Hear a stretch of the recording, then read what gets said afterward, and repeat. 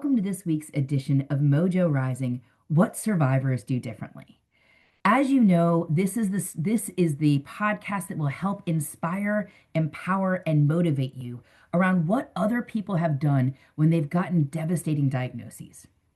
I'm joined today by someone I hold very near and dear to my heart. He is a very close friend of mine and someone who frankly makes my survivor story looks like a walk in the park. So I couldn't be more excited to introduce you to my dear friend, Trevor Clark. So Trevor, do you want to give a little bit of an introduction to our listeners? Sure, sure. And I don't know about that. I didn't have a terminal diagnosis, but Mm. but I came to herbs through my own healing process. Of I had a posterior spinal fusion, and then I had medical complications after that, and was stuck in bed for many years, and then found an herb that healed me, and it kind of set me on my path in herbalism and botanical medicine research. So Well, let's yeah. take a step back. And Trevor, can you share a little bit about kind of your life today? What does it look like in this moment? You're in Atlanta, right? So like you're fully functioning. No one in the world would ever know that you were once bedridden. Yeah, no one that interacts with me could guess that I had these issues or that I had a spinal fusion or any complications. Yeah.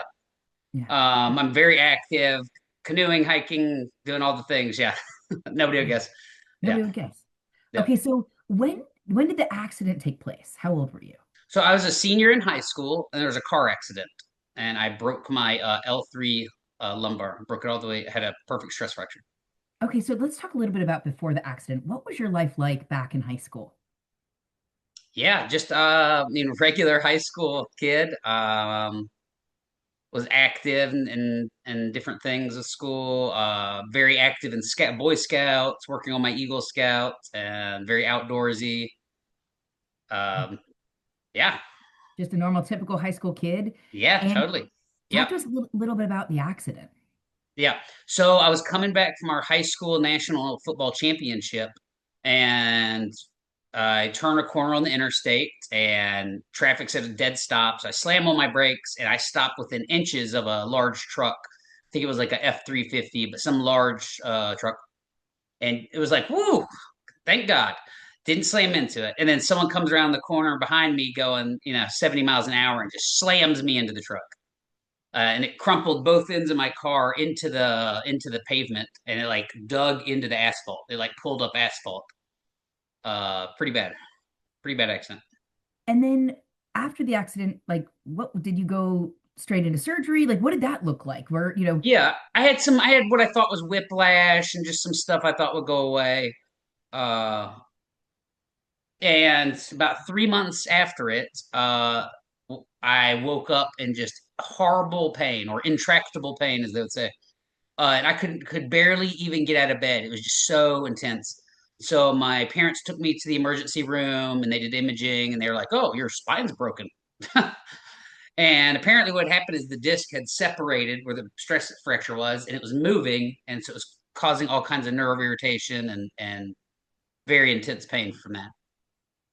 So you kind of wake up out of the blue, you think you're fine, you're on the other side of the car accident, and all of a Hmm. sudden you barely can move, and you're in such bad pain. Your parents take you to the emergency room, Yep. and they tell you you have a broken back. And then what's the next step? What do you do about that? Yeah. Well, they obviously they it was a very serious situation, and so they pretty quickly scheduled me for a spinal fusion. But the issue was it's a year out, so it scheduled me immediately. But the closest slot was a year out. So in the meantime, they make a full body brace for me to wear to hold my disc in place and to kind of decrease the pain. So they make this like contour casted plastic cast that you would put on every day and then strap on with cinches to tighten it. And so yeah, so I finished my like last year of high school in a full body cast.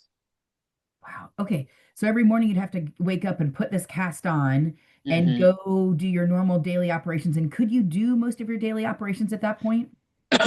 I could, but it was just painful. But the cast took it down from like a very and my pain scale changed later because I faced so much more pain.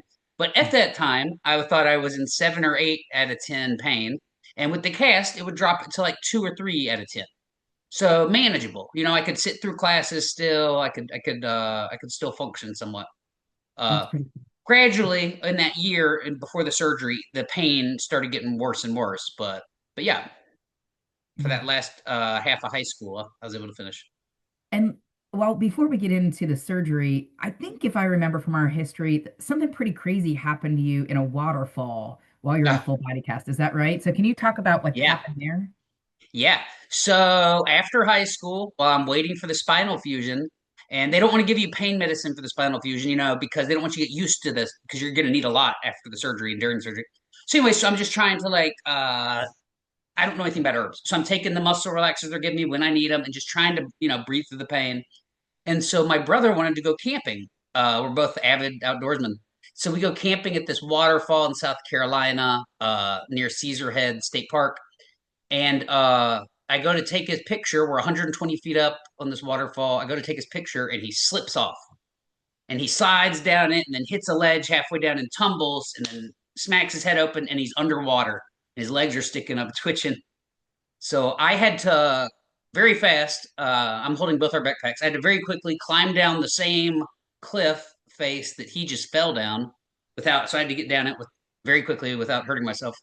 Get over to the water, pull him out so he doesn't drown. And his scalp was inside out, and he had like about a 1 inch hole in his skull full of mud and debris. And then he's out of it. He's just mumbling and out of it. So all that wilderness survival, all the training in Boy Scouts kicked in. I hadn't had to use it before, but it all kicked in. So you'd let it bleed, and I'd clean the wound out, let it bleed, clean the wound to get all the mud out of the hole in his skull. Then I pulled the scalp back over, and this is all while I'm holding him in the water. Ripped my shirt, and I tie his scalp back on with that. Meanwhile, a woman sees me covered in blood, holding a guy, and she was a bird watcher or something, and she screams bloody murder. What did you do? And then she ran away because I think she thought I just murdered someone. Uh, Oh my gosh. uh, yeah, and so then meanwhile I'm getting him to the shore and laying him out. He's out of it. He's delirious, in shock. And so I take my pants off and I get some tree branches and start building a stretcher because we're a mile in the woods. So I'm gonna have to get him out to the county highway. So I start building a stretcher. And then as I'm getting him onto the stretcher, because you want to not move someone too much when they have a traumatic injury. You don't know what's broken. Uh, and then some big old burly Harley Davidson dude comes running up and he asked what happened. I gave him a quick download and he said, "Okay, we called on the sat phone and the EMTs are in the way in a helicopter." And then told me he was a Vietnam medic. He was a medic in Vietnam, and then he told me he believed in that he was a Christian, and he said, "Do you believe in God?" And I was like, "Yes." He goes, "Great. I'm going to keep your brother instabilized here, whatever, or stabilized here. Make sure he doesn't move. I'm going to pray over him. You got to run out to the road and lead the EMTs in when they land in the helicopter." And so I'm in boxers with no pants or a shirt on, covered in blood. So I run out to I run the mile out there, and the helicopter's landing as I'm running up, and then I lead the team of EMTs in as like I think 5 or 6 guys, and then yeah, they took over from there, and then helicoptered off with him, and then I'm left there with my brother's Jeep and his keys, and he's been driving the whole trip, and I'm like covered in blood and my underwear. In a body cast, barely with a spinal fusion. I Yes, mean, yes, that's and I have really, a body cast. Oh, yes, yes. I'm not like naked, naked. I had a body cast under that shirt I ripped off. Yeah, yeah. I mean, This was that's supposed to be a very chill, mild camping trip. Yeah, it's like we didn't like climb a rock face. There was a trail to go up to that waterfall, and it was like beautiful. Yeah, so I just wanted to set the stage for everyone that this is the sort of person that we're dealing with even before, like as he's in a body cast. So okay, so now yeah. let's move forward to the surgery. So it's a year from when you first go to the doctor to when they can actually schedule your spinal fusion. So Right. besides saving your brother's life, what else Yeah. did you do in that year, or what else was important to set up for the surgery? Anything else that would be important for us to know? Yeah. So I finished high school. Uh, Basically, I was gonna go to Auburn University, but there's no sense starting college when you're waiting for a spinal fusion, you're gonna have to stop college as soon as that happens. Because Right. at best, it was like I think a 1 or 2 month recovery from a spinal fusion, if everything goes great. Anyways, so I was just living with my brother in this college town in his house while he's in college, um, trying to get by because every day the pain's getting worse. Yeah. And I Okay. can't use pain medicine. Like they would have prescribed it, but they just really don't want you to use it. Uh, yeah, because they don't want you to get used to it, which is, Yeah. makes perfect sense. Yeah.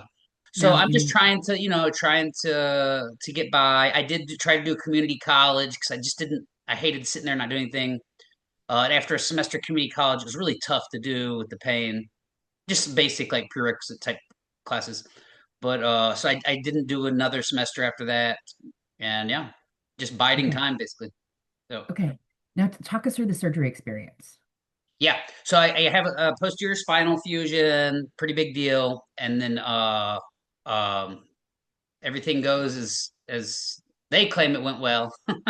Yeah. And I wake up from it, and I'm in horrifying pain, which a lot of people would have been, but also my hands and my right foot and my entire left leg are numb and on fire, which I later learned is peripheral neuropathy. Yeah. Okay.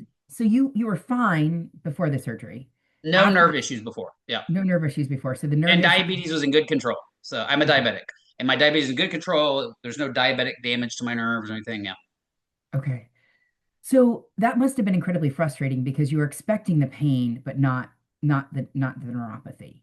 Right. So Correct. what happened when you said something to your doctor and said, "Hey, listen, something's not right"? Yeah, they kept at first they're like, oh, it'll be fine, everyone's in pain, and then I'm describing it and keep complaining, and they give me pain meds, like IV pain meds in the hospital. But what people a lot of people don't realize is that neuropathy, like narcotics, don't numb nerve pain. They might distract from it a little, but they really don't treat the nerve pain. The nerve pain is still almost fully there. So they're giving me narcotics because they just are kind of assuming that my pain is just post-surgery pain like a normal person. And I don't know that I knew how to verbalize that it was nerve pain. I don't even know that I knew what nerve pain was. So and then at a certain point they get mad. They get mad and they start like telling me it's my fault. The surgery went perfect. Nothing could have gone wrong. What I'm describing isn't happening, and it's my fault. And so in a short period, I think they continued to see me for 2 or 3 months after the surgery, but then they wouldn't see me anymore. So They decided they told me I must be seeking dope because there's no way I'm in pain because the surgery went perfect. And it's like I'm not a drug addict. I don't care about using drugs. I want to go to college and like I have things I want to do. Yeah. yeah. It's very, very interesting. Yeah. Okay, so after the surgery, what was your reality like? Yeah. Well, for there, I mean, it was just uncertain because this thought of, well, you're going to get better any minute, any week now, you're going to heal up. That thought was there. So there was still this like hope that like, oh, this is still temporary. But then that doctor discontinued me, seeing me after 3 months after post surgery, and so then I started going. I had to go find another doctor to deal with whatever was going on. I didn't really know what was going on. I went through, I believe it was 10 or 11 doctors. Wow. Wow. Yeah. Why so many? Because they didn't have the expertise or So they they didn't were want to see afraid. it? Okay. Yeah, yeah. They were afraid, and they would repeatedly. I remember. I mean, it's just very hazy because I'm in so much pain. Uh, I have some pain meds, like because they'd given me a bunch. So I still have some of those, but I'm in just horrifying pain. And and I remember the first couple of doctors basically telling me they were afraid because of my age that they would get in trouble with the DEA for overprescribing narcotics to a young person. And they said, your case makes sense though. They're like, but we're just afraid and we don't want to deal with it. So they would be like, so go see another. Anyways, they'd be like, go try this person. And one of those doctors early in that round of seeing doctors said, well, hey, let's try. They're like, it's not going to be fun, but let's try. Because I have months of opiate pain medication. They're like, let's try withdrawing you off it and see if that resets your system somehow.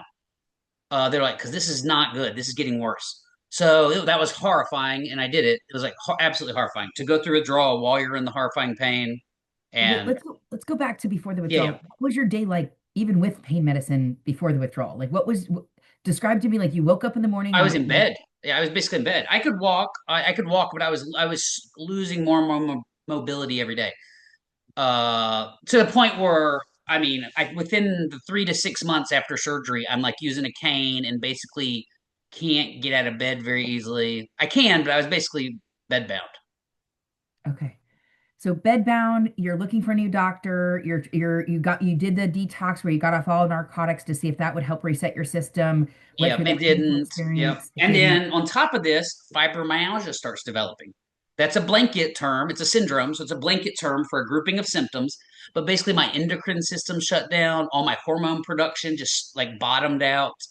I was passing out constantly because my body quit producing cortisol, uh, which is like your energy. Like, so I was just constantly passing out. Anyway, so my system's just like shutting down. Yeah. And then eventually I find a doctor who's willing to work with me. okay. So you're now 6, 8 months into the experience. You are barely out of bed at this point. You're losing mobility. You've got Yep. fibromyalgia. You've got neuropathy, and you find a doctor that'll work with you. And what is does the doctor give you hope?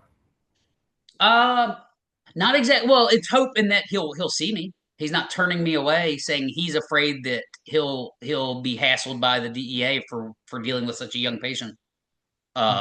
Because the reason they kept saying that is because they all, they only know how to treat the symptoms of something like that, and they all knew that I needed to be on these large doses of pain medication. Unfortunately, that's why they were afraid, because they were afraid to prescribe that because of my age, What was the 17 years old.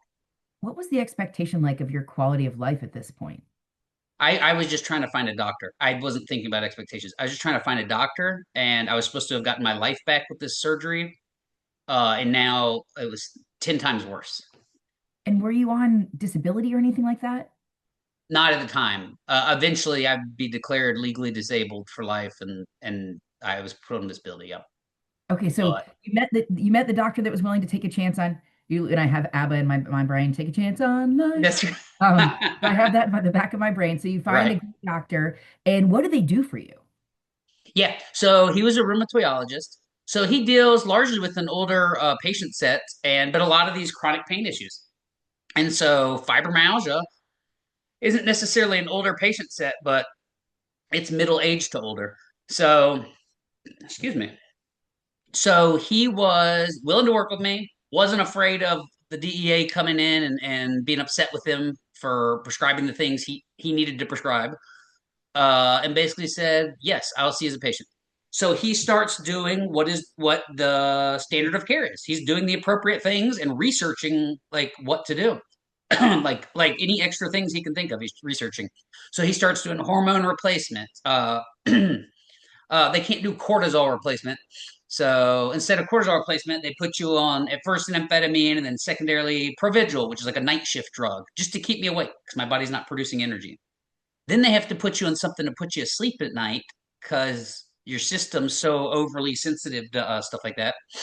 I'm on like just boatloads of painkillers. The neuropathy is not touched by those, so they're trying all kinds of different nerve drugs to slow transmission. Those do a little bit for your neuropathy, not a lot. Like maybe drop it 1 to 5%, not much. But yeah, so by the end, so pretty quickly, I'm on 11 medications. Uh, And yeah, how did you feel with 11 medications, with 11 pharmaceuticals coursing through your blood? What did that do for your quality yeah. of life? I mean, they helped the symptoms, but my life was hell. I was in tears frequently for just days at a time. I was in horrifying. So this is where my frame of reference of pain changed. Now I really was an 8 or 9 out of 10 pain. I don't ever like to claim I was in 10 out of 10 because it can always get worse. But now I'm in 8 or 9 out of 10 pain that I'd never even imagined someone could feel. And it's just horrifying. And my hands were numb, but they felt like they were sticking in the embers of a fire all the time. And it's just horrifying. So my life consisted of meeting my medication timelines of when to take them, being in bed.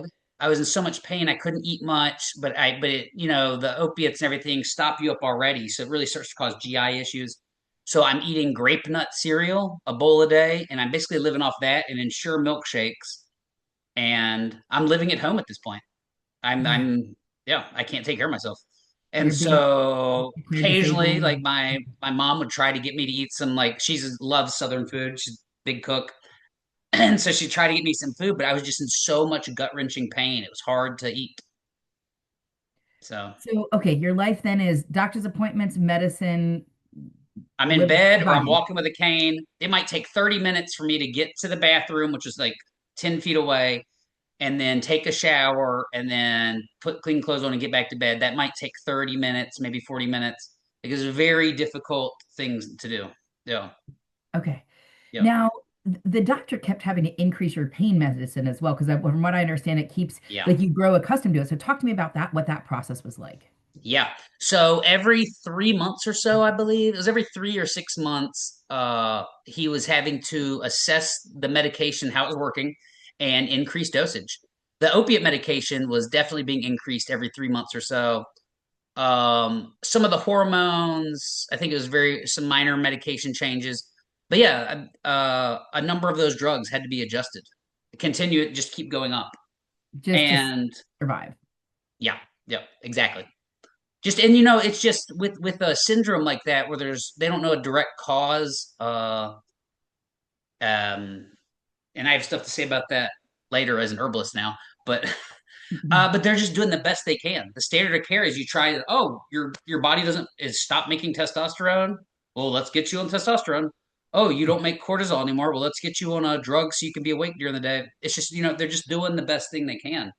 Your Yeah, muscles are spasming and hurting. Well, let's add a muscle relaxer on top of the opiate medication, and they're just doing what they can. And for my sure. doctor, this was in the opiate heydays when like everyone was overprescribing, and my doctor was so good about really trying to like not have me on too much, but have me on just enough. And he was just very conscious about that. Yeah. Years later, I would learn all the stuff that was going on at that time with those types of medications, and I'm like, wow, my doctor was really good, and he didn't get sucked into that world of overprescribing things. And yeah, Okay, so he would monitor your prescriptions, try and do it judiciously, but he came to yeah. you one day and said, "Listen, Trevor, what did he say?" Yeah. So it was maybe like 3 years into this, 3 years into being in bed. No, it was like 3.5 years, I think. Um, I was in for a follow up and a medication adjustment, and he told me that, you know, I don't remember his exact words, but basically he said in 10 or 15 years, you're gonna start having major liver issues. I remember it as him saying that I was gonna die. I could die in 10 or 15 years from liver failure, but it's a hazy time, a lot of drugs, and I needed them. But yeah, and so he said, Trevor, look, I'm gonna keep giving you what I can give you. I'm gonna keep treating you the way that I know how. But he said he grew up a missionary's kid. I believe it was in Guatemala. And his parents, he said, would offer medication to native people when they got sick.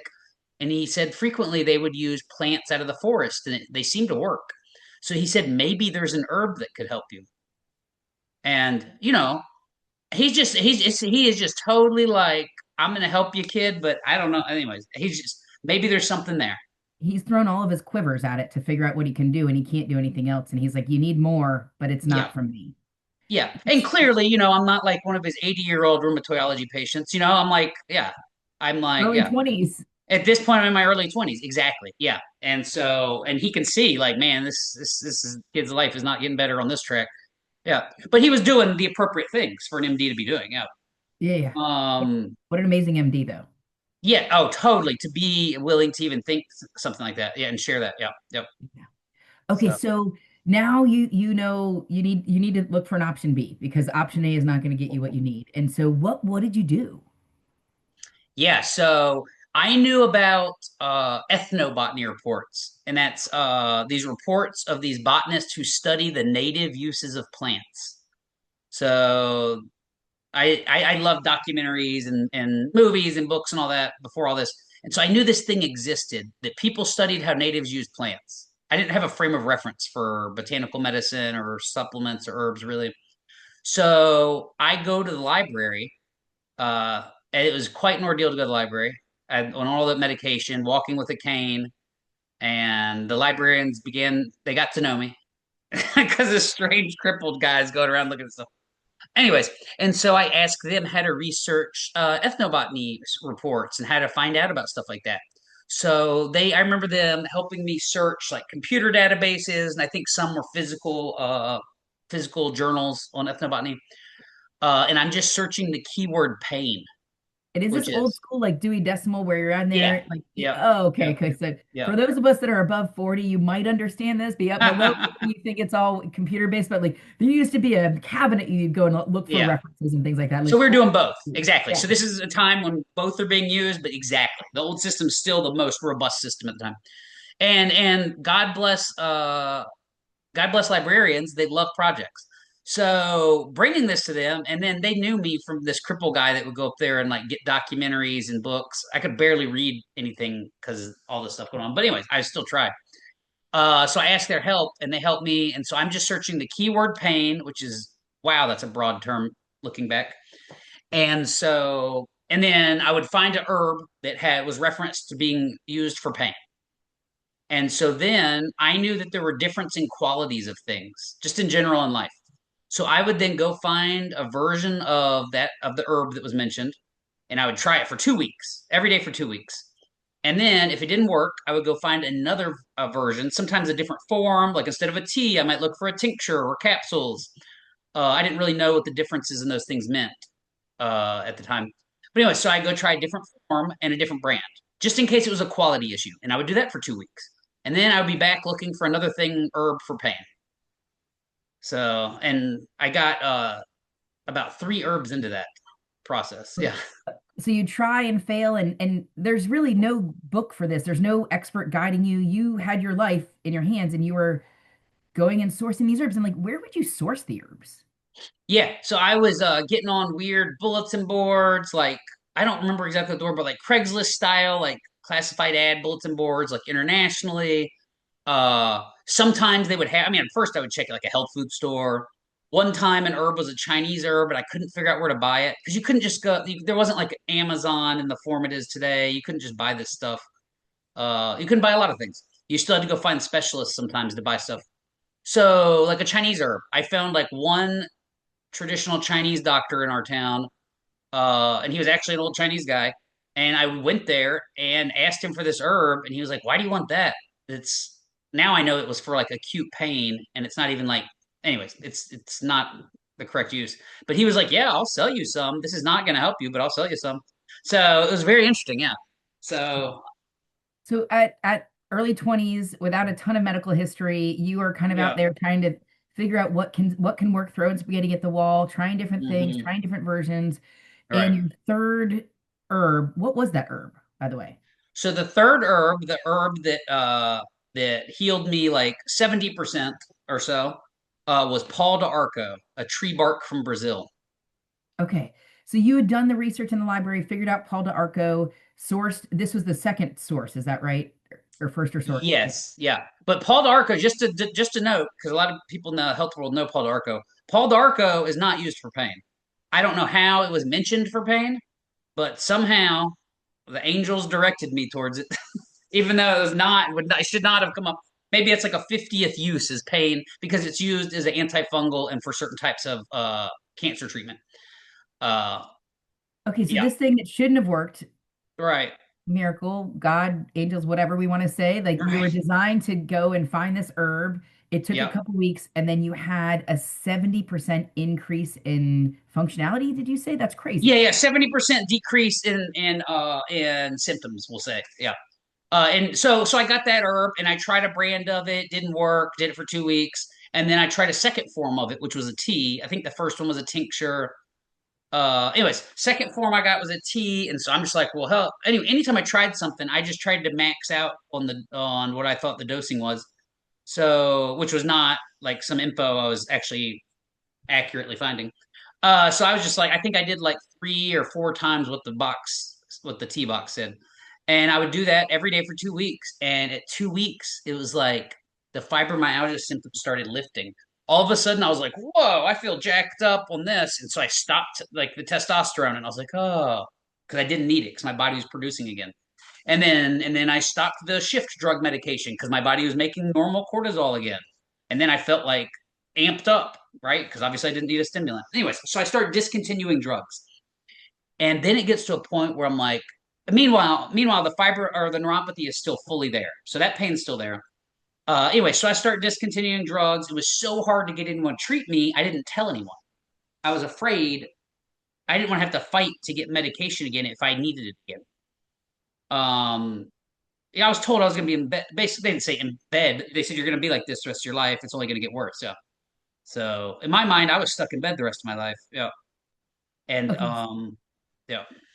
Okay, so you 70% better, you start to realize that you can shift some of your other medicines Yep. and but you were still you said 11 medicines. So like you had shifted off a few of those or like talk to me about like how many medicines you are still taking at this point. Yeah, so let's see. So when it works, I start getting off as many as possible. I'm like, oh, I would do them like one time. Oh, I'm off this one. Okay, wow, I'm feeling pretty good. Okay, off this one. And I researched the drugs. I at this point then like know a bunch about drugs because I didn't like taking things like that. So I was reading about anything I was put on. And so then of course I knew like the opiates, I was on such a whopping dose. I couldn't just stop that. So I read about it online and I mean, I was definitely physically addicted to them. I had no mental addiction to them. I couldn't stand being on a daily medication.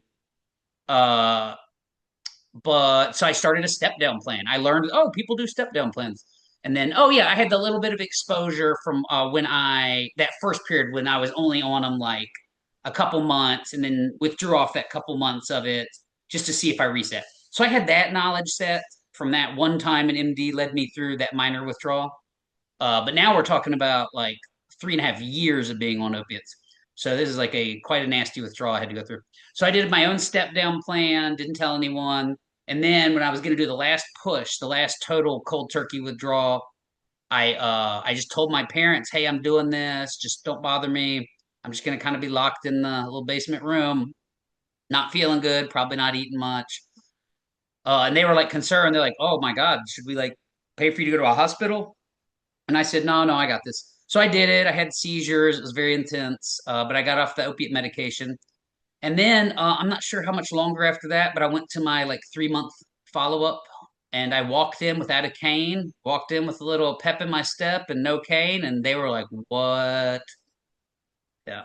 I can only imagine what the doctor thought when you walked in in a form that he didn't think was possible. So I love this part of the story. I do want to just say for our listeners, we definitely what Trevor did is an extreme example of what someone can do, and most people should work with a trained medical Yeah. provider to do a step down off of heavy narcotics. What was the prescription of narcotics you were on when you started that? Do you remember, Trev? Well, at that point when I was getting off it, I think I was taking think it was my doctor had switched me to a cheap old school opiate. So he didn't believe in all the new stuff like Oxycontin and all that. Well, he believed in it, but he like thought they were charging too much. Yeah. Anyways, so I was on methadone, which is old. It's not just used as in clinics to get people off heroin. It's used as an old school opiate. And I think I was on like 350 milligrams a day, which is just a massive dose. Like maybe it's That's a hard to lot. remember. Yeah, yeah. We're talking like 15 years ago.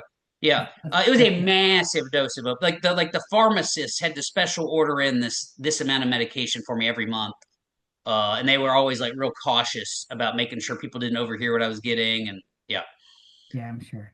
Okay, um, so yeah, you stroll into your doctor's office, sans cane, smiling with a little yeah, energy, and what happens? What was the reaction? yeah. They were ecstatic. Yeah, they're super happy. I get in the appointment. My doctor's like, "What is going on?" So I tell him about the tree bark tea, and he's like, "Whoa!" He's like, "All right, I'm going to tell some of my other fibromyalgia patients about this." Uh, and he was just blown away. And then I don't know if it was right then or later, but offered me a job in his office. Yeah, I love that you shifted how he would practice medicine. And so what did he do? He offered you a job, but you turned it down because you had some bigger aspirations, I think. And so let's talk a little bit yeah, about what this, so you started to understand a little bit more about herbs and their power, and you had already gotten yourself fibromyalgia and you'd gotten yourself off of pain medicine. What was happening with your neuropathy at this point? yeah. It was on fire. It got a little bit better, probably just because my body's health was getting better, and now I'm active. I'm not laying in bed every day. You know that creates it's a downward spiral. Laying in bed all day creates its own health problems, and like it's just it all gets. Anyways, so now that I'm up and about and doing stuff and realizing, oh my gosh, my whole body's crunchy because I've been laying around, but at least it's not like the fibromyalgia pain stuff going on anymore. Anyways, So I start trying to study herbs. I'm like, I have an obsessive personality. I can really get into stuff and I get granular with it, and if I'm interested in it. So I start trying to study herbs online. I read every book at the library, every book from like Susie Q's book of urban astrology. I just made that up, but I'm just giving an example. Like that to like PhD doctors creating pharmaceutical medications, like Mark Plotkin's Medicine Quest or Medicine Hunter book. I'm reading everything and anything and online, and I'm realizing about half the info seems inaccurate or it just seems like something's off. I'm not finding consistent info, which is what I was used to in any given field. But in herbs, it was not consistent info. So it was getting really frustrating trying to like learn all this stuff. Like, I mean, I would pick up physician's desk reference and memorize pharmaceutical drugs, how they worked, and then I would study the mechanisms of actions and the pharmacodynamics, and I would learn that stuff just because I wanted to know what the hell I was they had put me on. So like that's the kind of depths I like to get into and stuff. So I couldn't do that. So then I start looking for a school, somewhere to go study herbs. Yeah. And there's, I mean, I know just from my experience, new experience in the herbal world, there's a lot of different differentiation between herb schools in around the globe even. And so some are more certificate schools, but I don't think that's what you went through. So let's talk a little bit about what was the education you received in herbalism. Yeah. So, like I said, I had no background in natural health and natural healing and all that. I didn't know that there were all these great herbalists with like small schools and certificate programs that they're doing and amazing information. And some of it's folk info, and some of it they're doing like scientific and folk. I didn't know how to find those. I didn't know those places existed. So I'm just looking for universities, and I could only find one accredited undergraduate program, and the program was a bachelor's of science in herbal sciences, a multidisciplinary study of botanical medicine, and it was at this school called Bastyr University outside Seattle, Washington. Okay, and so what were the professors like at Bastyr? Like, talk to us a little bit about what the curriculum and the professors were like. Yeah. So lots of different backgrounds. Everybody was passionate. They were there because they were passionate. So you've got killer herbalists that have just clinical knowledge from practicing as a clinical herbalist. So that's like a non-certified background. To naturopathic medical doctors. So people that went to accredited medical school, but on top of pharmacology, they learned all this in-depth use of herbs and alternative like holistic treatments, homeopathy, things like that. Um, and Bastyr is largely a school for that. And then other professors, let's see, like my organic chemistry professor, Dr. Goswala Savam, she was retired. I think she had like 80 or 100 patents for drugs and drug discovery and things like that on her office wall. But she retired and came to Bastyr because she believed in natural health.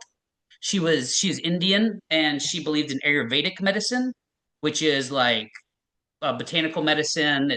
I think it's like a 10,000 plus year lineage out of India. And so she wanted to make sure that people going into herbs had the strong scientific background, and she wanted to teach it directly connected to herbs. So all our organic chemistry examples were botanical based, like herbal medicine based. She really, yeah, and she was so passionate about it. It was amazing. I had another guy, Dr. Littleton. He, I don't know what he was doing before Bastyr, but just this amazing biochemist who came to teach biochemistry to the medical students and to us undergraduates. And he was just on fire for the topic. And he even took the naturopathic medical doctorate program while he was teaching, just to make sure he was teaching the best way he could. So just like amazing people like that, on fire for what they're doing. Yeah, Really focused on the passion and the mission. That's awesome. That's really yeah, cool. But a broad, yeah, diverse perspective of expertise guiding you in your education. exactly. Yeah, yeah. Okay, cool. Now, if memory serves from our pre-interview, you did something that most people wouldn't expect when you were getting your bachelor's degree, and it was Mhm. something about cancer medicine. So will you talk a little bit about that? Let's see. Well, I did, there's the Cherokee herb drug discovery. And then later, after I graduated, I went into research, so which Oh, involved oncology. Why don't you tell us So do you both? want the undergrad thing? Okay, yeah. Yep. So when I was an undergrad, anytime I'd go home or go visit somewhere like on school break, I would always find a herbalist or plant person or native person that taught some plant stuff. I'd find them, and sometimes these would be introductions. I'd be on a plane, and somebody would be like, "Oh, I know Granny so and so that knows all the herbs up on this mountain. Here's her number." So I would follow up any lead like that, anything. And so this one herbalist in North Alabama, Daryl Patton, he had studied with a famous Southern herbalist, Tommy Bass, who I believe passed away in the 90s. But and Tommy's heritage, herbal heritage, was from an ex-slave woman and from a Cherokee herbalist. So those were his two areas where he learned herbs from. And so, anyways, so Daryl introduces Daryl meets up with me, and we go on a herb walk. He's just, he doesn't know me from Adam. He's just being a nice guy, and some kid told me I told him I was into herbs, so we went on a herb walk. So one of the many herbs he introduces me to piques my interest. It's an old Cherokee herb. It's kind of fallen out of use. Only students of Tommy Bass teach it, pretty much. Um, and I drink it for 3 days and I feel electricity from it. I feel like this wild energy. I still have some lagging fatigue because I'm building my system health back up after all those years. So, anyways, I'm just nurturing the system, getting back to strength. This is 4 or 5 years. Oh, this is 5 years after all that stuff. After initially going into bed. Yep. Okay. Um, So you met this gentleman in northern Alabama. He introduced you to this really interesting herb that nobody really knew about except if you studied under this one lineage, and it yep. had some pretty impressive impact for you. Yeah. So okay, yeah. Sorry, I was getting off track. I apologize. Yeah. So so I'm back at Bastyr and I'm telling people about this herb. It's crazy. You drink 3 leaves in hot water, and on the third day you start to feel electric energy. Da da da. And I'm trying to get funding because I want to research what's in it. And everybody's like, "Get out of here, kid. You're an undergrad. We're not giving you research money." So after a couple of those, I got annoyed, and I was talking to my one of my research professors who had a PhD in plant toxicology, and he can appreciate what I want to do. He's like, I don't think it's gonna be as easy as you think, and he's kind of explaining why they don't want to fund it. But he was still very nice and encouraging. And I said, great. What if I fund it? And so what I did was one summer I took my school loan money and basically ate like rice and some cheap vegetables and like stuff out of the garden. And I used my loan money and I had enough to run 2 tests on this super expensive machine. And that professor introduced me to the head of medicinal chemistry at the University of Washington UW medicinal chemistry lab. So I contact him. He's like trying to cut all the deals he can for me, but it's an expensive machine to run. And so basically, he said, "Yeah, I'll run it, but you." He told me how much it was, and I was like, "Oh man, I can afford to run this thing twice off the money I'm using for my loans." So I have to choose what to test now. You can only run like certain fractions looking for certain types of chemicals. So I decide it's a mild, it's very little taste to the plant, had a nitrogenous, like nitrogen containing amine type taste to it. So I decide I'm gonna selectively extract this herb for alkaloids. I'm gonna run an alkaloid test. Um, For our listeners, what's an alkaloid? so an alkaloid is a nitrogen containing compound, highly medicinal class of compounds. In the 1800s, they would go around the Amazon and early 1900s too, go around the Amazon just testing things for alkaloids because they're almost all so medicinally active in totally different ways, like not connected in any one way in what they do. So just a medicinally active class of compounds. Yeah, and it contains nitrogen. Anyways, so I do the specific extraction process on the herb. I get an herbalist. I believe it was an herbalist in Kentucky. I got to go harvest some for me and mail it out to me. I do my fractionated extract. Basically, I put vinegar and alcohol, and vinegar helps pull out alkaloids. So I take that, and now I'm going to go do my 2 tests. So I go run my 2 tests, and luckily the test showed like a bunch of spikes. This is a HPLC mass spec. It's a type of analytical chemistry equipment. Uh, but it doesn't tell you what the things are. It just tells you basically the molecular weight based on how the compounds break down. Roughly, that's what it's doing. So you have all these peaks and a molecular weight to go along with them. Now now the medicinal chemistry guy is like, okay, well, lucky for you, we're a very large university, and they had a multi-million-dollar database of compounds. He is like, you're going to need to spend some time going through the database, looking at what has these molecular weights, and then seeing what it could potentially be, because it's not like a perfect only one chemical has one molecular weight. There's some overlap and some close calls and stuff. So I do that. I spend a couple months up there whenever I can not disturb the actual paying graduate students at this point at UW. And I'm going through the database and I'm able to identify two peaks out of like 14 or 18 peaks on this test, on the tests I paid for. And one of them wasn't very exciting. It was carminic acid, which is just like a red coloring agent. I'm sure there's some more to it than that. And then the other thing I found was called reserpine, which is a pharmaceutical drug that was only known to exist in a different plant family, and it's commercially extracted out of a plant in India. Gandhi took it. Gandhi took the herb that had reserpine for hypertension and anxiety. So before you had graduated with your undergraduate degree in herbalism, I you was a had, junior, I think. Yeah. okay, so you had already figured out how to treat your incurable illness. Hmm. You had already figured out how to get off of all of your pharmaceutical, like most of your pain medicines. You now were going after your neuropathy. You found this cross vine in northern Alabama. You went to UW. You did you had enough money from your loans to do two research studies, and you found a cancer treatment. That, Uh, Yeah, well, this it wasn't a cancer treatment. Yeah, yeah, different thing. Yeah, this is used for hypertension and fatigue and stuff like that. Yeah, yeah, yeah. okay, sorry. Okay, thank you for It's that okay. Yeah. clarification. So I Okay. discovered it, and it's a pharmaceutical drug. This purified chemical I found in this plant. If I had discovered this 50 years earlier, it would have been like a multi-million-dollar discovery because I could have opened a business and just made stuff because this is an abundant plant in the South. But I was about 50 years too late on this pharmaceutical discovery. But I wasn't doing it for that. I was doing that just because I was interested. I was just doing something I wanted to do, following a lead, like a gut instinct. I had this feeling about this herb, about how I experienced it, and I wanted to see if I could unlock its secret. Okay, so Um, yeah, just so to, I find that, and then basically the school all of a sudden is offering me funding. Oh, I just had to put their logo on my research poster, which is fine. And then what you do then is then you buy the purified chemical that you think you found in the herb, and then you run analytical comparative tests. And yeah, I did that, did it in triplicate, proved it, and then I was published in the International Journal of Pharmacognosy, based in India, and then later I was published in another journal based here in the U.S. And yeah, you say published, you were like one of the 18th authors, right? no, I was it was me. And then I had this really great the plant toxicologist professor I had, very kind guy. I didn't know a lot about the research world, so I said, "Well, you helped. I needed his help writing the paper." For sure. Like I'd never written a paper, but I found this thing. I did all this work.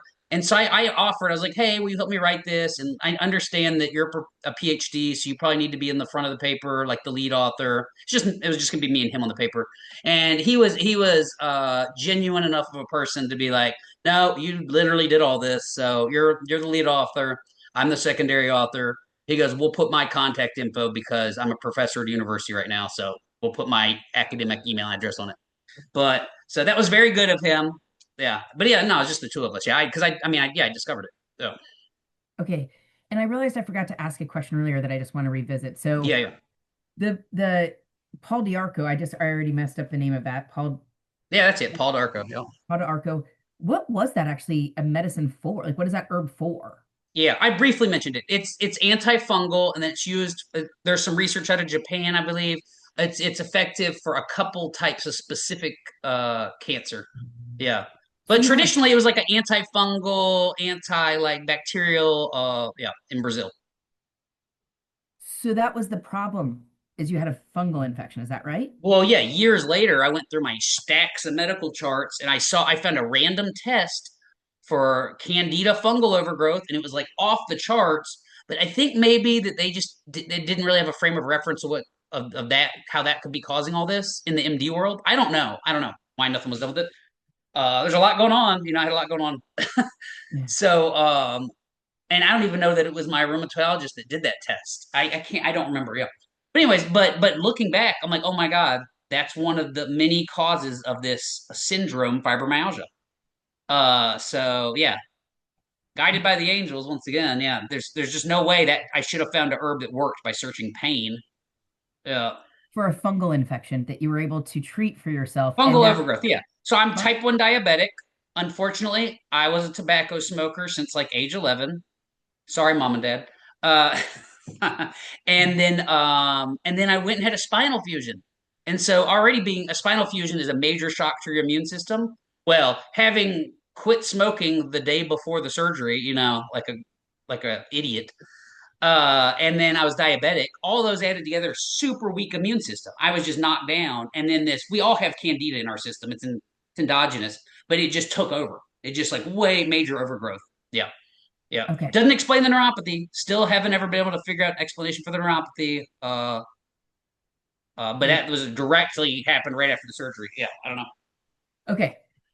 So you're now graduating from college and like what did you decide to do? Because I can imagine as someone who has had a intervention or figured something out in your junior year of college that you had a lot of options on the table. So what did you decide to do after college?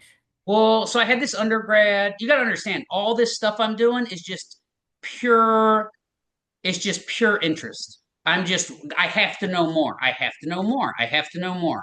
That's all this has been. There is no plan here. There's no mission.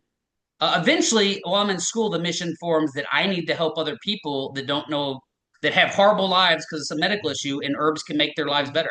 So that becomes my main driving factor, is increasing the quality of other people's lives. Uh, and because I just had my life given back to me. Which Yeah. is cool. Okay, Yeah. so it's okay, and I keep mentioning it and you keep telling me not yet, but I Yeah. think now is the time for cancer, right? Yes, yeah, okay, yes.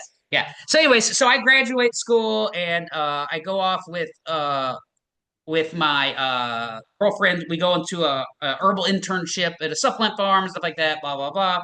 Anyways, I end up back in Seattle because she wants to go to medical school there. And so I get invited to like a dinner party. One of my old friends that was a roommate that's a naturopathic medical doctor, she invites me to a dinner party for this kind of famous naturopathic medical doctor who's one of the top specialists in holistic oncology. And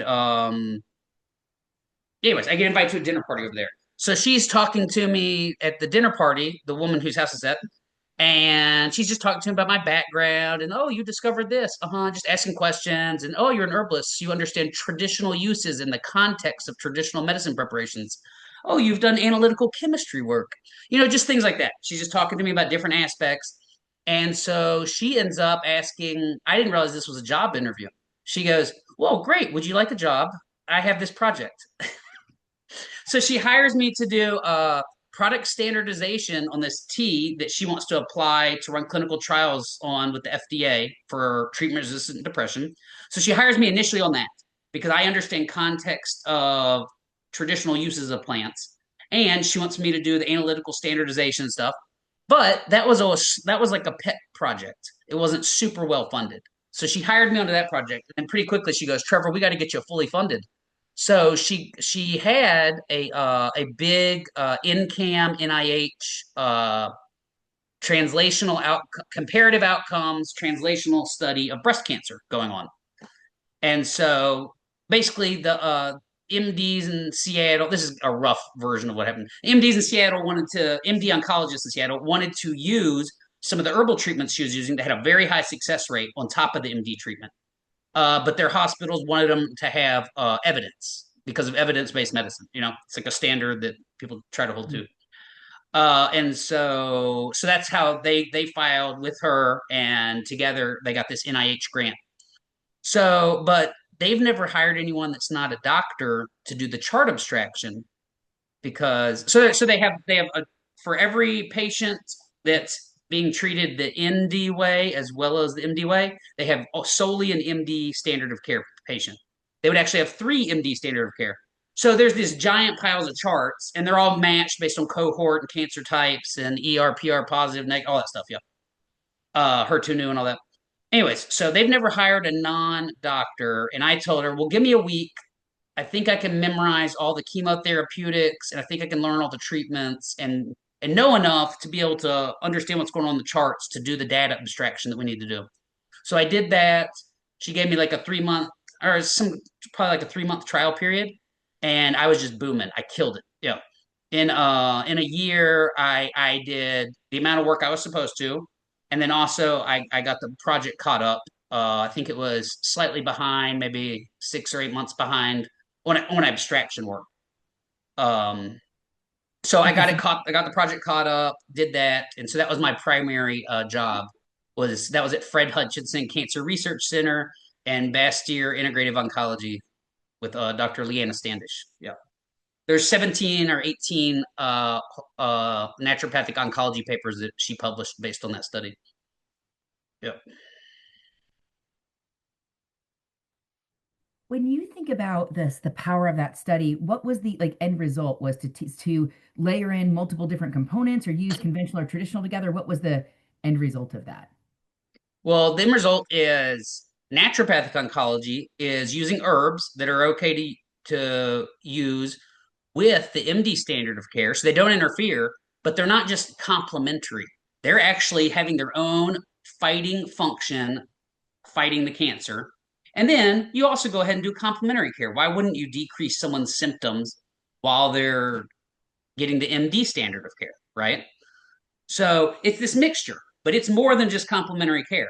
So the outcome of that was she was able to prove the efficacy of these things and these holistic patient pictures. There was a total of a 5 year window study of these patients. And anyways, and it was enough evidence that now MDs can use this information and they can use a study to back their use of this herbal protocol. And some of Okay. the stuff Leanna introduced was turkey tail mushrooms. That was being used in Japan and other places. Her, along with Paul Stamets, they did research out of this. That was in the group I was in, and that was before me, but like right before me. But yeah, they introduced the world to turkey tail mushroom, which I'm sure a lot of oncology patients looking at herbs have heard of at this point. Yeah, Yeah, it certainly was part of my journey, and I had never heard of Lana, so I love that yeah, yeah, yeah. yeah, So yeah. It got really popular, which is good. Yeah, it's a good thing because it's now, legitimate. Yeah. yeah, let's talk about neuropathy. How did that Yeah. come back Oh, in the world? Yeah. neuropathy is the worst. Neuropathy is hell because there is no great treatments for it. Yeah. There's just not great pharmaceutical drugs for it. Um, but yeah, I had neuropathy. So I had neuropathy right up through my junior year of college. Even then, I was like having to go stand in the back of the room sometimes because my midsection started going numb and on fire too. So I couldn't sit sometimes. It wasn't all the time. Like I said, my body's getting healthier, so it's not as intense, but it was still present, ongoing, and painful. My hands would numb and be on fire sometimes, so I couldn't write with a pen. It's not 24/7 anymore, but it's daily flare ups and flare downs, and yeah. And So in junior year, a roommate's girlfriend, who I believe was already a practicing doctor at this point, naturopathic medical doctor, NMD is what they call them now. But and she was like, "Oh, Trevor," she's like, "Have you heard about this PubMed research on treating neuropathy?" And I was like, "Oh yeah, what kind?" She's like, "Well, it works for chemo-induced neuropathy. It works for diabetic-induced. It works for a number of different neuropathy causes." So I start looking at that. Meanwhile, I've been trying to study herbs that'll treat my neuropathy the whole time, and there was no written up protocols that I was able to find at the time.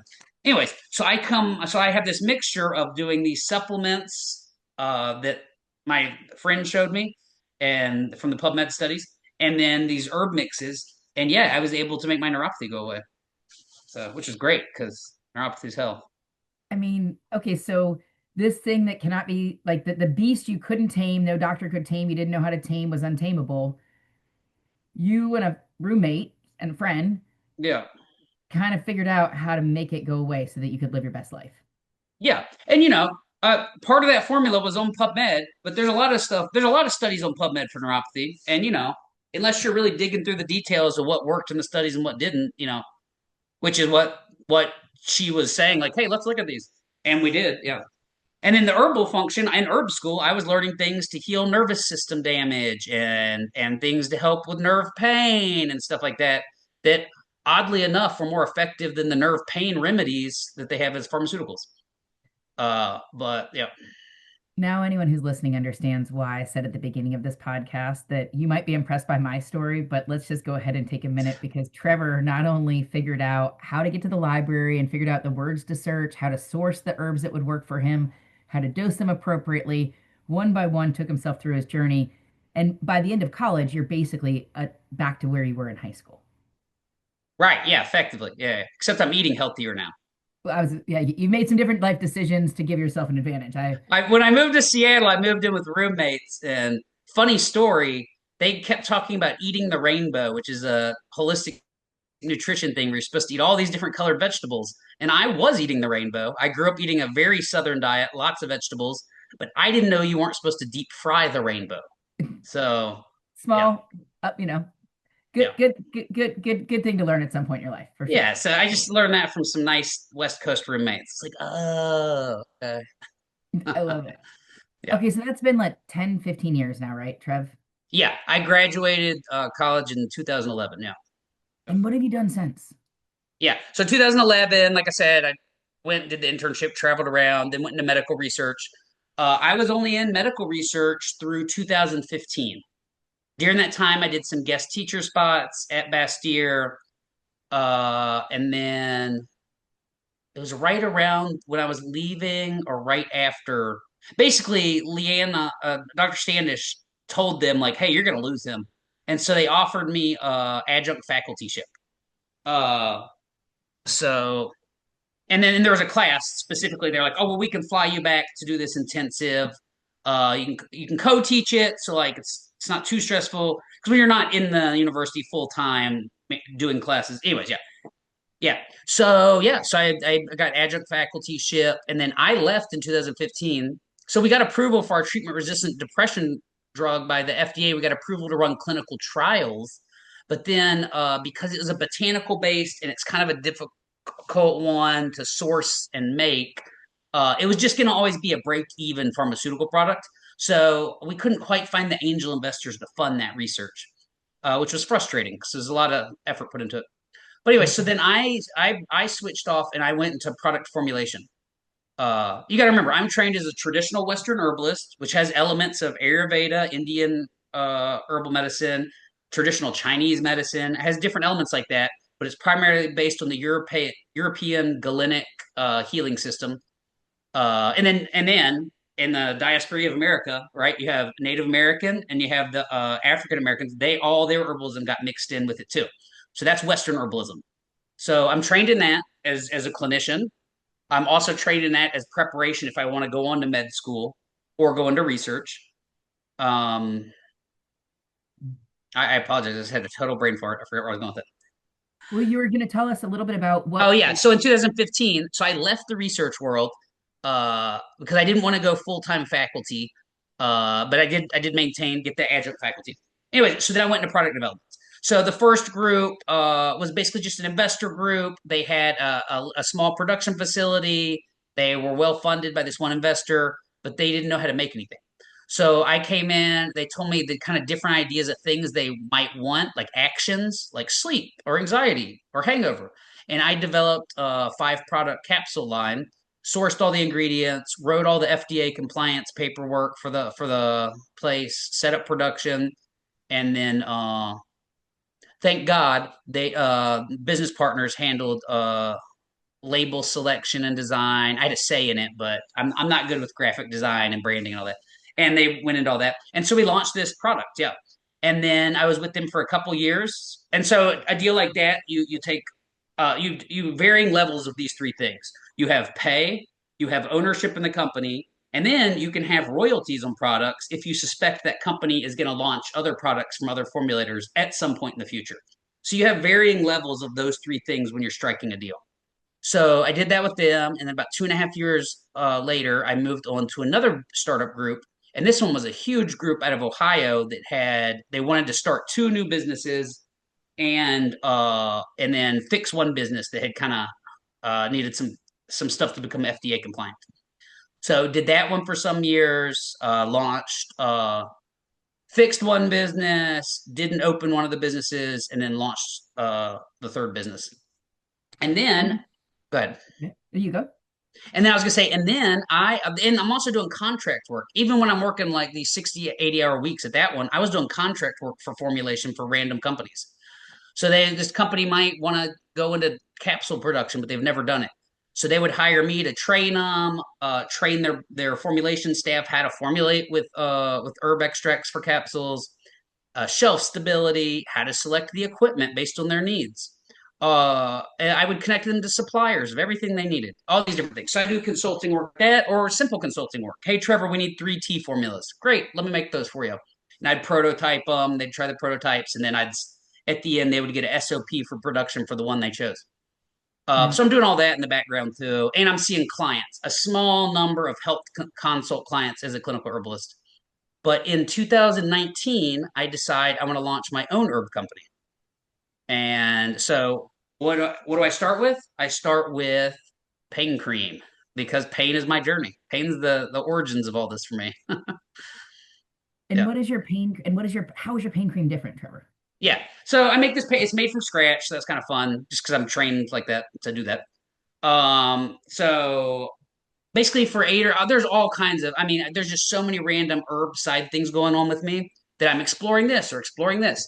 So for maybe 8 years, maybe 9 years, I had been distilling this herb called yarrow. Grows all over the world. It's a beautiful little white flower, little field herb. But anyways, I've been distilling it because the essential oils in it are used as a very strong topical narcotic. Like it numbs out pain.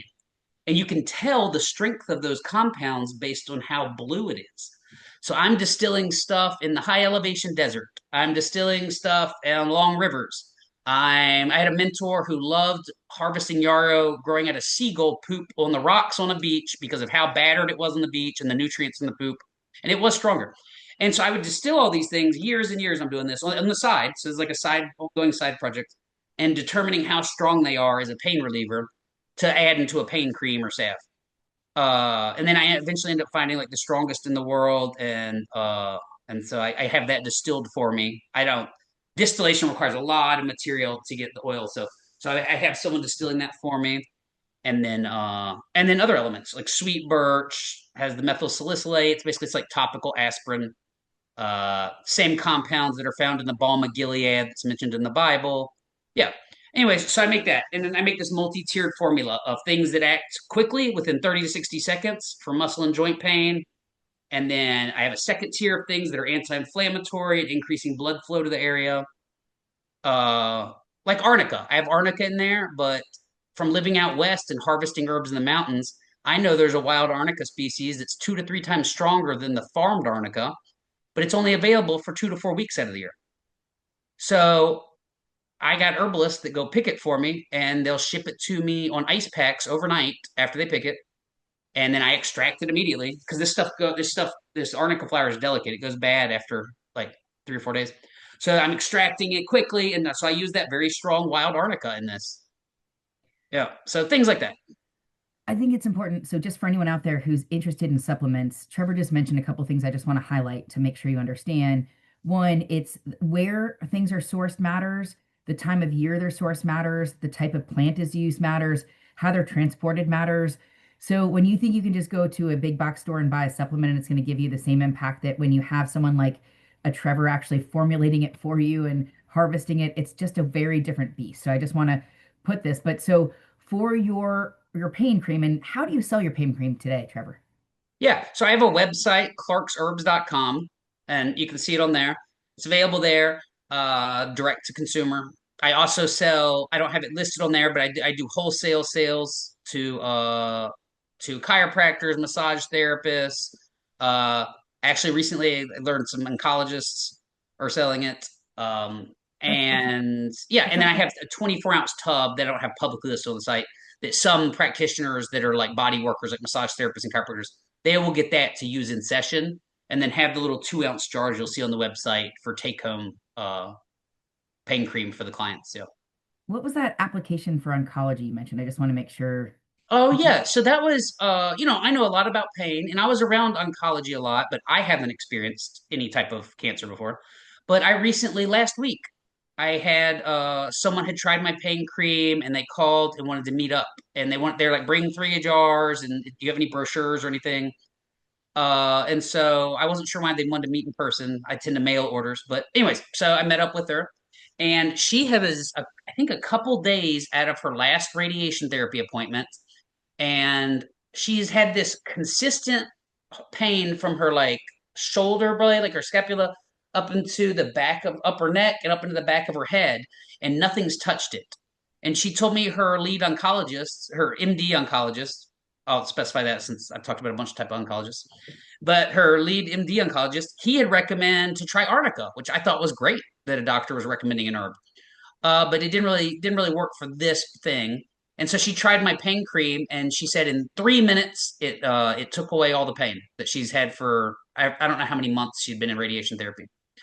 And then Wow. she mentioned too, she goes, I'm at the end of my treatment, uh, and she said I have to take an anti-estrogen now for I don't know if she was doing. I guess you don't really know if it's 5 years or for life. I guess you really don't know until the time comes. But anyways, but her joints were aching, and so she said she was using it for joint pain too. And so That's it cool. kind of opened up. Yeah, I was surprised. I was like, oh yeah, that makes sense. Yeah, yeah. I But love it. yeah, but I hadn't heard it before. So And I was gonna say, and Trevor, I want to go into your neuropathy stuff, but it's too much for this episode. that's okay. So Yeah, I'd yeah, like to invite you back to do an episode specifically on neuropathy for everyone, because I know this is a hot button issue for our listeners as well. So would you be willing to come back for another one? yeah. Absolutely. Yeah, yeah, Okay, cool.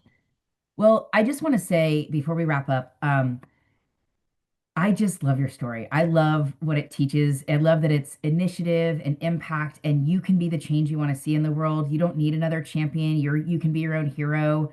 When people say you can't do things, laugh at them. I mean, when I said I was going to do my journey, lots of people said there's no way I could do it, and I was like, okay. Like I didn't let their opinion change me, and just like you didn't when Bastyr said no, we won't fund this. You're like, all right, well, I'm going to use my loan money and go figure this out. I've got a path. I know my intuition, right. so. But I love that you just um, are a man who are willing to figure it out and to make things happen. And knowing you for the past year, I know I've witnessed that you've gone and studied under herbalists and done amazing things and experts around the world. Like your education didn't stop when you left Bastyr. I've met other herbalists with you as we've been traveling. So I know this yearning for knowledge will never end for you. Yeah, yeah, yeah. Yeah. Oh, In such thanks. Yeah, yeah. in such a cool way.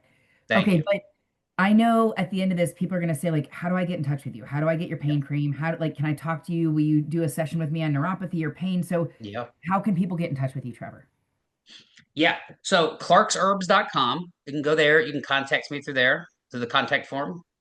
It's gonna come directly to me. Okay. And then my practitioner website.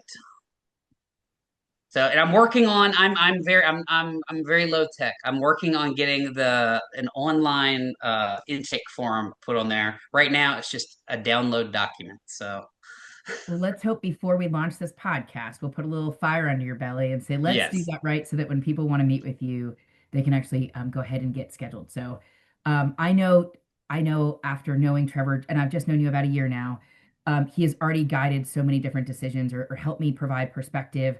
Um, I even remember one day we were driving through the forest and all of a sudden we had to stop for him to jump out and go find chanterelles. So he is an avid herbal searcher. He will at any moment stop and pick something up and start to collect evidence and gather things.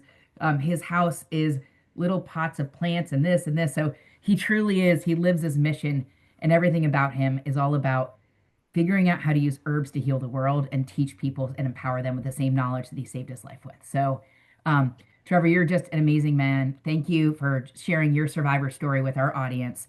Is there anything else you'd want to share before we wrap up? No, thank you. Thanks for having me on. And yeah, I really appreciate it. Yeah. And Yeah, your story's well, inspirational too. Yeah, that's why I'm like, oh geez. Yeah. I was gonna say I love that I there's not that many people I would say like you have a better story than I do because I have a pretty amazing story. I have like a You as you said do, about yeah. pain, like I have Yeah. a great story, but I love yours more because I actually just built a team. I use my strengths to build a team, which is what I know Yes. how to do. And you use your strengths to go to the library and figure it out. So both of us Yeah, used our strengths to survive and to thrive and to bring the knowledge we learned in our journey to everyone who's following in our footsteps, which I think yeah, makes us very incredible human beings. yeah. Oh, So, I love it. well, Trevor, thank you so much. And I appreciate your willingness to come back for a second episode so that we can dig into neuropathy. I know that is a hot button topic. I have probably 20 to 30 people reach out to me a week around this specific topic. So Mhm. I can't really wait to dive into that one as well. Yeah, awesome. Thank you for having me on. For all of our listeners out there, I hope that this episode has provided you with knowledge, with inspiration, and with a little bit of fire in your belly to do something different and not just accept what they've told you is possible. So I want to encourage Mm, each and every one of you to understand that you are the champion of your own journey. You don't need to wait for anyone else to shift your future because the power to heal is within you. And I hope that each and every one of you will live long and lucky. Thank you so much for joining us today.